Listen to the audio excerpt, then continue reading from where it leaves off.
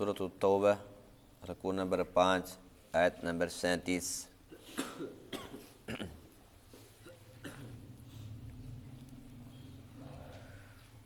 اعوذ باللہ من الشیطان الرجیم،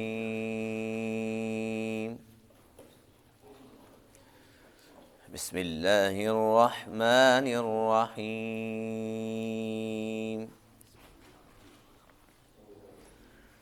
يا أيها الذين آمنوا ما لكم إذا قيل لكم انفروا في سبيل الله اثاقلتم إلى الأرض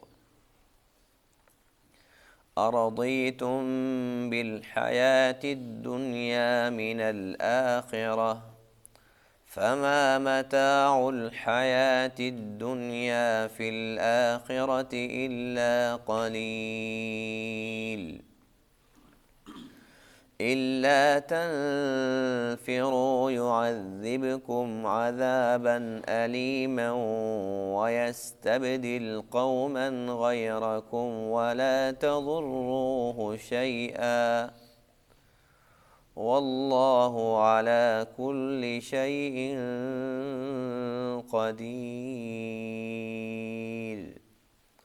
صدق اللہ العظیم۔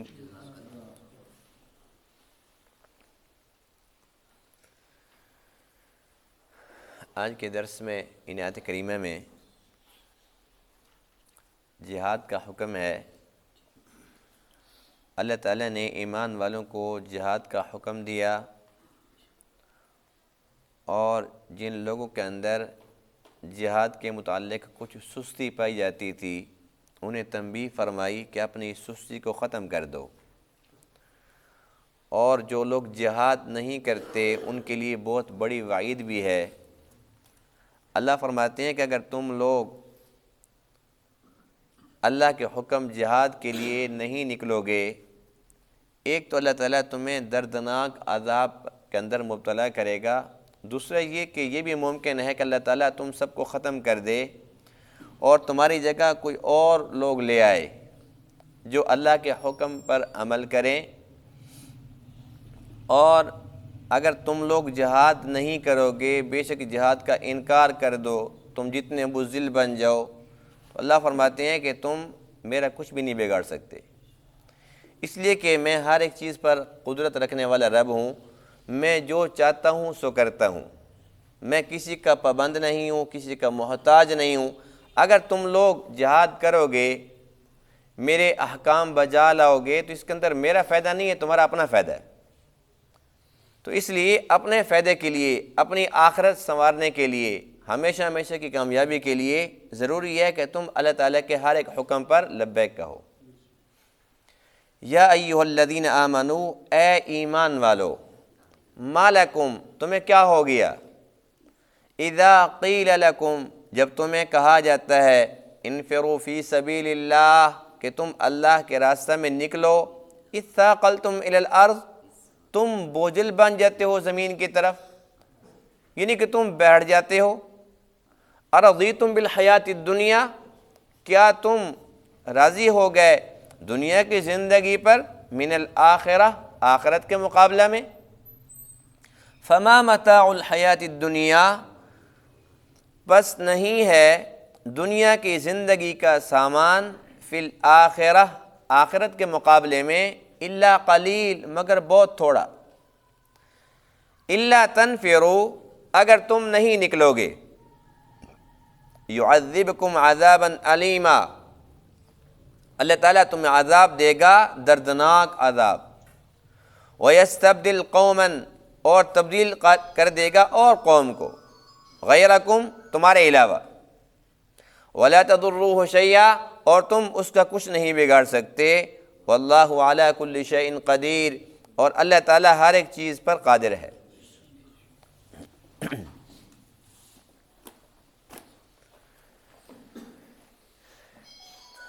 ان آیات کریمہ کے اندر جو موضوع ہے اس کا تعلق غزوہ تبوک سے ہے۔ غزوہ تبوک کے متعلق مکمل تفصیلاً آئندہ آیات کے اندر اس پر انشاءاللہ بات ہوگی۔ آج کے درس میں اس سلسلے میں اس کو صرف اور صرف تمہید خیال کیا جائے۔ اس کا پس منظر کچھ یوں ہے، 8 ہجری کے اندر اللہ کے فضل و کرم سے مکۃ المکرمہ فتح ہوا، اور اس کے متصل بعد شوال کے مہینے کے اندر غزوہ حنین پیش آیا، اور غزوہ حنین کے اندر جس کی مکمل تفصیل گزشتہ آیات کے اندر گزر چکی ہے، اس کے بعد حضور علیہ الصلوۃ والسلام نے صحابہ کرام کو حکم دیا کہ طائف کا محاصرہ کر لو۔ غزوہ حنین کے بعد طائف کا محاصرہ ہو گیا، اللہ تعالیٰ نے وہاں بھی فتح عطا فرمائی۔ اس وقت جو حالات تھے، ان حالات کے اندر حضور علیہ الصلوۃ والسلام نے صحابہ کرام کو حکم دیا غزوہ تبوک کے لیے، اور یہ غزوہ تبوک 9 ہجری میں ہوا، اور 9 ہجری کے اندر غزوہ تبوک ہوا تو یہ ہوا کیوں، اس کا پس منظر کیا تھا؟ روم کا جو بادشاہ تھا جس کا نام ہرقل تھا، شاہ روم، اس کے جو خوش آمدی تھے، ہر بادشاہ کے خوش آمدی ہوتے ہیں نا، اور وہ انہیں بالکل مطمئن رکھتے ہیں، بھی کچھ بھی نہیں ہے جی، بالکل راوی لکھتے ہیں چین ہی چین۔ جیسے کہ ہمارے بادشاہ، ان کے جو وزیر ہیں، مشیر ہیں، وہ کہتے ہیں جی عوام بڑی خوش ہے، وہ کہتے ہیں آج الیکشن ہو جائے پھر بھی تمہیں ووٹ دیں گے۔ انہیں کہتے ہیں جی عوام تو تمہیں دعائیں دے رہی ہے، کچھ مہنگائی نہیں ہے، کچھ بھی نہیں ہے، کوئی بے روزگاری نہیں ہے، لوگوں کے پاس اتنا پیسے، وہ کہتے ہیں رکھیں کہاں؟ وہ کہتے ہیں اچھا، بادشاہ پوچھتے ٹماٹر کس طرح مل رہے ہیں؟ وہ کہتے ہیں 17 روپے کلو۔ آپ نے خبریں سنی ہے نا ابھی، وزیر خزانہ کہہ رہے جی 17 روپے کلو، غریب سے پوچھو وہ کہتے ہیں جی 217 کا بھی نہیں ملتا۔ تو بادشاہ کے چمچے ہر دور میں ہوتے ہیں اس قسم کے حرکتیں کرنے کے لیے، ان کی روٹی روزی اسی کے اندر چلتی ہے۔ جو روم کا بادشاہ تھا، جو اس کے چمچے تھے، انہوں نے یہ بات مشہور کر دی، نعوذ باللہ نعوذ باللہ، کہ وہ جو عرب کے اندر جس نے نبوت کا دعویٰ نہیں کیا تھا وہ تو فوت ہو چکا ہے، اور اس وقت وہاں پر بھوک ہی بھوک ہے، قحط کا زمانہ ہے، لوگ بھوک سے ان کا برا حال ہے، اب تو اپنے آپ کو وہ سنبھال بھی نہیں سکتے، ان کی یہ حالت ہے، اور وہ بالکل منتشر ہو گئے ہیں، جو ان کا قائد ہی چلا گیا۔ اب بڑا بہترین موقع ہے، ان پہ حملہ کر دو۔ بادشاہ نے کہا جی بڑی زبردست تجویز ہے، ابھی عمل کرتے ہیں۔ اس نے کیا کیا کہ جو اس کے جہاں جہاں گورنر تھے، اس نے وہاں پر پیغام بھیجے، بھائی اپنی فوج تیار کرو، ایک دم سے بس ان کو مکمل ختم کر دینا ہے۔ ظاہر ان کا قائد ہی کوئی نہیں ہے، وہ تو لوارث پڑے ہوئے ہیں، بھوک سے ان کا بڑا برا حال ہے۔ اب یہ اپنے اس مہم کا آغاز کرتا ہے، اپنے اس کام کے اندر لگ جاتا ہے، اور بہت بڑی فوج تیار کر رہا ہے، یہاں تک کہ اس کی ایک طرف سے جو فوج آتی ہے وہ ایک بندے کے ساتھ اس نے بھیجی ہے، وہ 40,000 اس کی تعداد ہے۔ اور حیران کن بات یہ ہے، وہ تو کافر تھا نا، حالانکہ یہ وہی شخص تھا جب حضور علیہ الصلوۃ والسلام نے مختلف بادشاہوں کی طرف خطوط روانہ فرمائے تھے تو اس کو بھی دعوت نامہ بھیجا تھا کہ اسلام قبول کر لو تو تمہیں امن مل جائے گا۔ اس نے وہ پڑھا، کہنے لگا ساری بات تو ٹھیک ہے، لیکن میری بادشاہت کا کیا بنے گا؟ تو دنیا کی محبت میں، اس کرسی کی محبت میں اس نے اپنی آخرت برباد کر لی تھی۔ اب ایک طرف یہ بندہ اپنے چمچوں کے مشوروں سے مکمل تیاریوں کے اندر مصروف تھا، دوسری طرف یہ پہلا موقع تھا، صحابہ کہتے ہیں کبھی بھی ایسا نہیں ہوا کہ اللہ کے نبی نے کسی بھی مہم کے لیے ہمیں اعلان فرمایا ہو اور بتلایا ہو کہ کہاں جانا ہے، کبھی بھی نہیں بتایا۔ یہ حکم ہوتا تھا کہ بھئی تیاری کر لو جہاد کے لیے، نکلیں گے، کہاں نکلیں گے کسی کو کچھ پتہ نہیں ہوتا تھا۔ یہ بھی ایک جنگی چال ہوتی ہے، اپنوں میں سے کسی کا کسی سے تعلق ہو، کوئی باتوں میں کوئی بات بہر چلی جائے، تو اللہ کے نبی ہمیشہ اس کو راز رکھتے تھے، کبھی کسی کو نہیں بتاتے تھے۔ صحابہ کہتے ہیں کہ یہ وہ غزوہ تبوک ایسا غزوہ ہے جس میں اللہ کے نبی نے فرمایا خوب تیاری کرو، تبوک جانا ہے، تبوک پہلے بتا دیا، اور یہ نہیں کہ کل جانا ہے، چند مہینے پہلے بتا دیا، جب مہینہ 2 مہینے پہلی آواز لگ جائے تیاری کرو۔ حضرت عمر فرماتے ہیں ہمارے حالات کیا تھے اس وقت؟ ہمارے حالات یہ تھے کہ اس وقت ہم شدید پریشانی کے اندر تھے۔ ایک تو قحط کا زمانہ تھا، یہ تو سچ تھا، دوسرا یہ کہ گرمی شدید تھی، تیسرا یہ کہ ہمارے پورے سال کی جو گزر بسر تھی وہ تھی کھجوروں پہ۔ کھجوریں اب تیار تھی، اب ٹائم تھا کہ ہم کھجوریں اتاریں، اپنے پورے سال کی روٹی روزی کا سامان کریں، لیکن اللہ کے نبی کا حکم تھا چلو۔ تو اب یہ تمام جو وجوہات تھی، اس کی وجہ سے مسلمان تھوڑی تھوڑی سستی دکھا رہے تھے، سارے نہیں کچھ۔ یہ سستی اللہ تعالیٰ کو پسند نہیں آئی، اللہ تعالیٰ نے ان کو ڈانٹا، فرمایا اذا قیل لکم، جب تمہیں کہا جاتا ہے انفروا فی سبیل اللہ، اللہ کے راستے میں نکلو، اثاقلتم الی الارض، تم بوجھل بن جاتے ہو، تم زمین پہ بچ جاتے ہو، کیوں؟ تمہارا دل نہیں چاہتا؟ اور کتنی بڑی ڈانٹ ہے، ارضیتم بالحیات الدنیا من الآخرہ، اور دنیا کی زندگی پسند آ گئی ہے، آخرت کی فکر ختم ہو گئی ہے، آخرت سے محبت ختم ہو گئی ہے، دنیا کو ترجیح دینے لگے ہو، اور دنیا کے اندر کب تک تم جیو گے، کتنا کھا لو گے؟ فما متاع الحیات الدنیا فی الآخرہ الا قلیل، یہ تو تھوڑا سا سامان ہے، چند دنوں کی بات ہے۔ تو یہ ایک بہت بڑی ڈانٹ تھی، اور اس کے بعد پھر وعید بھی ساتھ تھی، الا تنفروا، اگر نہیں نکلو گے یعذبکم عذابا علیما، اللہ تمہیں عذاب بھی دے سکتا ہے، وَيَسْتَبْدِلْ قَوْمًا غَيْرَكُمْ، اور تمہارے علاوہ اور قوم بھی پیدا کر سکتا ہے۔ اللہ نے یہ کام تو کرانا ہی کرانا ہے۔ اب صحابہ کرام اگرچہ پریشان تھے، اور اس غزوہ کو جیش ذات العسرہ کا نام دیا جاتا ہے، یعنی تنگی والا غزوہ۔ تنگی کتنی تھی؟ صحابہ کہتے ہیں کہ 10 بندوں کے لیے ایک سواری، 10 بندوں کے لیے، اور کہیں 6 کو ایک سواری ملتی ہے۔ سفر کتنا لمبا ہے؟ 1000 میل۔ اللہ کی شان دیکھو، یہ دین ایسے نہیں پہنچ گیا ہم تک، کتنی بڑی قربانی ہے اللہ کے نبی کی اور صحابہ کرام کی۔ 1000 میل کا سفر، اب یہاں سے کراچی جانا ہو، یہ 1000 میل نہیں ہے، 1000 کلومیٹر ہے، اس کے میل نکالو۔ 1000 کلومیٹر، اگر ہمیں اب حکم ہو کہ کراچی چلنا ہے، بے شک ہمارے پاس موٹر سائیکل بھی کیوں نہ ہو، گاڑی بھی کیوں نہ ہو، ہمیں تو پھر بھی موت پڑتی ہے، اور وہاں پیدل چلنا ہے، سواری ایک ہے، 10 بندے ہیں، کس کو کتنا موقع ملنا ہے سواری کے اوپر؟ اور پھر قحط ہے، کھانے پینے کا سامان برائے نام ہے، لیکن اللہ کے نبی کا حکم ہے چلو۔ جو اللہ کے نبی دیکھ رہے تھے وہ کسی کو نظر نہیں آ رہا تھا، چونکہ اللہ تعالیٰ اپنے نبی کو سب کچھ پہلے بتلا دیتا تھا کہ ایسے ایسے وہ ان کا منصوبہ ہے، ایسے ایسے فوجیں تیار ہو رہی ہیں، یوں ان کے لشکر تیار ہو رہے ہیں، وہ یوں تیاری کر رہی ہیں۔ اب اس طرف دیکھو کہ اس غزوے سے پتہ چلتا ہے کہ کائنات میں سب سے بڑا بہادر ہے تو وہ ہمارا پاک نبی ہے، ان سے بڑا بہادر دنیا میں نہ کوئی آیا ہے اور نہ قیامت تک آ سکتا ہے۔ ایک طرف اتنی بڑی فوج، اتنا بڑا بادشاہ، روم کا بادشاہ، اور دوسری طرف اللہ کے نبی، اور اس غزوہ کے اندر جو تعداد لکھی ہے صحابہ کرام کی وہ کم سے کم 30,000 ہے، اور بعض روایتوں میں 40 اور بعضوں میں 61,000 بھی ملتی ہے، لیکن 30 تو کنفرم ہو گئی نا کہ کم سے کم 30,000 تھے۔ ان میں چند صحابہ جو رہ گئے تھے ان کا ذکر بھی آئندہ آئے گا کہ پھر ان کی توبہ کیسے قبول ہوگی۔ بہرحال 30,000 کے قریب صحابہ اس پریشانی کے عالم میں، قحط کا زمانہ ہے، یہ پریشانی تھی، باغات تیار تھے، یہ پریشانی تھی، سواریاں نہیں تھی، زیادہ راہ نہیں تھا، یہ پریشانی تھی، سفر بڑا لمبا تھا، یہ پریشانی تھی، لیکن تمام پریشانیوں کے بعد جب اللہ کی طرف سے ڈانٹ آئی تو یہ سب سے بڑی پریشانی تھی، پھر تو صحابہ سب کچھ بھول گئے، فوراً تیار ہو گئے۔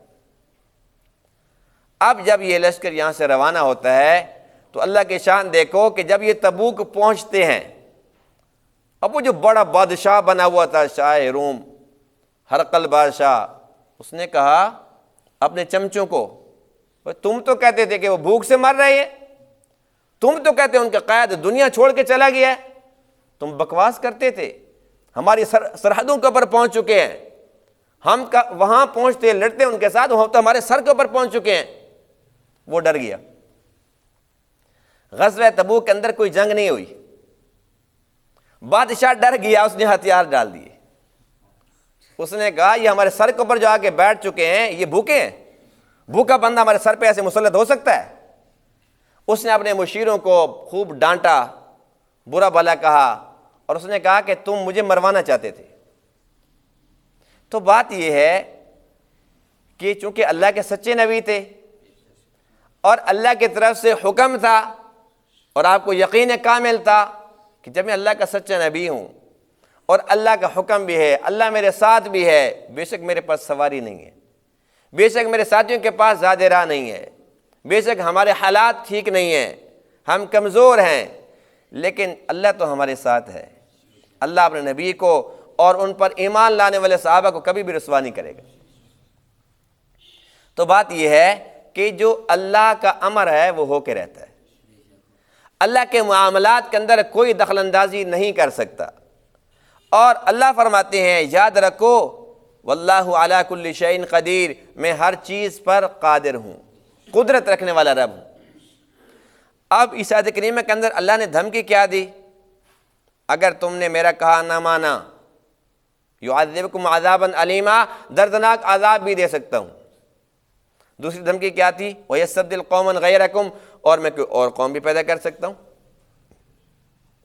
اس آیت کے تحت علامہ اقبال رحمہ اللہ تعالیٰ اس کی قبر پہ کروڑوں رحمت نازل فرمائے، بہت بڑا عاشق رسول تھا الحمدللہ۔ وہ کہتا ہے کہ دیکھو اللہ کیا فرماتا ہے کہ اگر تم نے میرا کہا نہ مانا، اگر میرا حکم نہ مانا تو میں تمہیں ختم کر کے کچھ اور لوگ پیدا کر دوں گا۔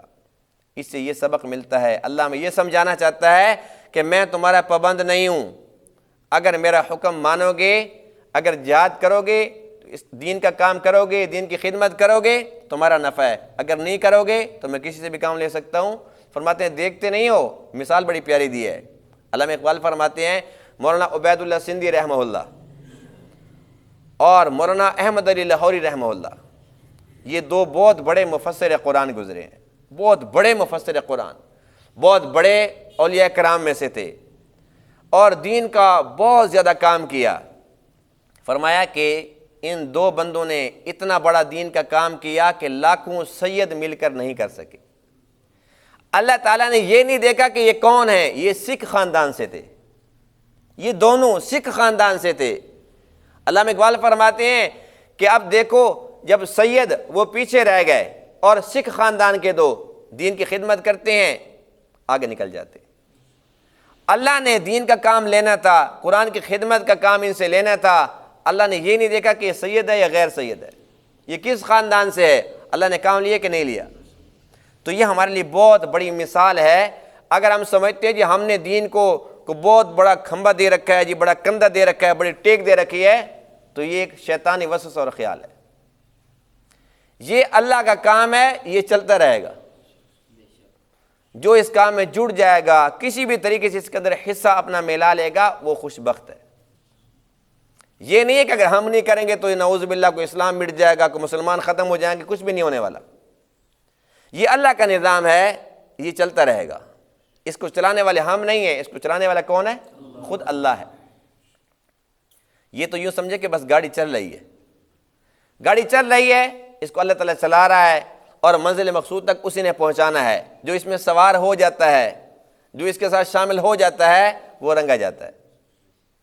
تو اس لیے دین کا کام ہم کیسے کریں؟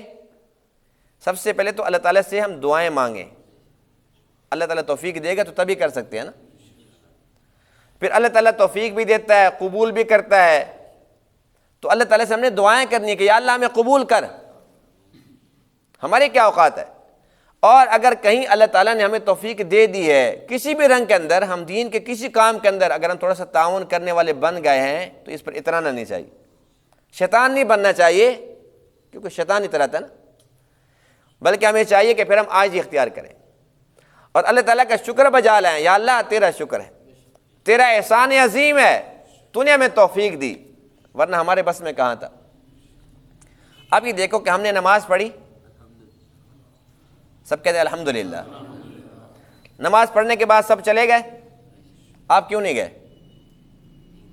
آپ کیوں نہیں گئے؟ اس میں آپ کا کمال ہے بھئی، اللہ نے نہیں جانے دیا۔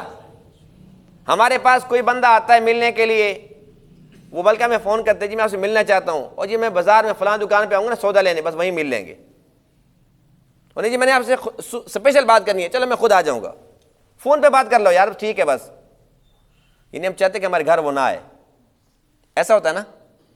اور کسی بندے کو ہم کیا کہتے ہیں، یار میں ہمارے گھر بھی کبھی آ جاؤ بھائی، کوئی ناراضگی ہے؟ کوئی دروازے کے اوپر آیا کھڑا ہے اور وہیں سلام دعا کر کے ٹھیک ہے جی پھر کوئی اور تو حکم ہے نہیں جی بس ٹھیک ہے جاؤ، اور کسی کے لیے دروازے پہلے کھلے پڑے ہیں، فون کرتے آ جاؤ بھائی آ جاؤ میں انتظار میں ہوں، کب آؤ گے؟ وہ آ جاتا ہے، اچھا جی میں جا رہا ہوں، او بھائی ابھی صبر کرو ابھی تو آئے تھے۔ یہ سارے سودے محبت کے ہیں۔ جس طریقے سے ہم کسی کے ساتھ برتاؤ کرتے ہیں اس کے اندر ہماری محبت کا پتہ چلتا ہے، اسی طریقے سے اللہ جب بندے سے محبت کرتا ہے تو اس بندے کے قول و فعل سے، اس کے گفتار سے، اس کے اعمال سے، اس کے کردار سے پتہ چلتا ہے۔ اگر ہم اللہ کے گھر میں آئے ہیں تو یہ اللہ کی محبت ہے ہمارے ساتھ۔ پھر ہم اللہ کے قرآن کو سمجھنے کے لیے پھر بیٹھ گئے ہیں، اور انشاءاللہ درس کے بعد پھر ہم درود پاک پڑھیں گے۔ تو اس میں ہمارا کوئی کمال نہیں ہے، اللہ کو ہم سے پیار ہے بہت زیادہ، کسی کو وہ اپنے گھر میں آنے نہیں دیتا، کسی کو باہر جانے نہیں دیتا۔ تو ہم اللہ تعالیٰ کا کس منہ سے شکر ادا کریں؟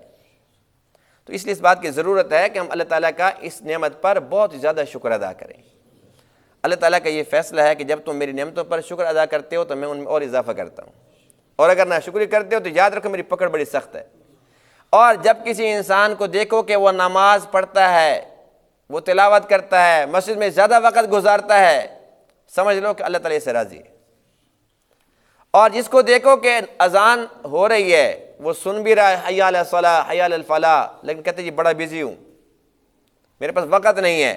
وقت اس کے پاس بہت ہے، فضول باتوں کے اندر گھنٹہ بھی لگا سکتا ہے، 2 گھنٹے بیٹھ سکتا ہے، کسی برائی کی محفل کے اندر 6 گھنٹے بھی بیٹھ سکتا ہے، لیکن کہتے ٹائم نہیں ہے۔ اصل تو اللہ کی طرف سے توفیق نہیں ہے، اللہ کو پسند نہیں ہے، اللہ کو اس سے محبت نہیں ہے۔ اس لیے اللہ تعالیٰ جس بندے کو اپنے گھر میں آنے کی توفیق دے دے اس کو اللہ کا شکر ادا کرنا چاہیے، اور جتنا زیادہ وقت ہم مسجد کے اندر گزار کے چلے جائیں گے یہ ہمارا آخرت کا اصل نفع ہے۔ یہ ابھی ہمیں نظر نہیں آ رہا، لیکن جب آنکھیں بند ہوگی نا پھر پتہ چلے گا، اچھا میں جو مسجد کے اندر اتنے گھنٹے گزارا کرتا تھا یہ اس کا مجھے صلہ مل رہا ہے، یہ آخرت کے اتنے محلات باغات یہ اس کے صلے میں مل رہے ہیں۔ یہ ساری خبریں بعد میں سمجھ آئیں گی۔ تو اس لیے ہمیں چاہیے کہ اللہ تعالیٰ سے ایک تو توفیق مانگتے رہیں، اس لیے کہ اللہ تعالیٰ ہمارا محتاج نہیں ہے، ہم اللہ کے محتاج ہیں۔ یہ نظام تو چلنا ہی چلنا ہے، ہم کریں یا نہ کریں۔ اگر ہم کر رہے ہیں تو اللہ تعالیٰ کی عطا ہے، اور ہم اللہ تعالیٰ سے دعا کرتے ہیں کہ یا اللہ ہمیں اس پہ استقامت نصیب فرما کہ جب تک ہماری سانسیں باقی ہیں ہم اسی طریقے سے تیرے گھر سے، تیرے قرآن سے، اسلام سے، دین سے، ایسے ہی تیری بندگی سے محبت کرتے رہیں، ایسے ہی ٹوٹی پھوٹی نیکیاں کرتے رہیں، یہاں تک کہ ہمارا خاتمہ بھی ایمان پہ ہو جائے۔ اللہ تعالیٰ ان تمام باتوں کو سمجھنے عمل کرنے کی توفیق عطا فرمائے۔ وآخر دعوانا الحمدللہ رب العالمین۔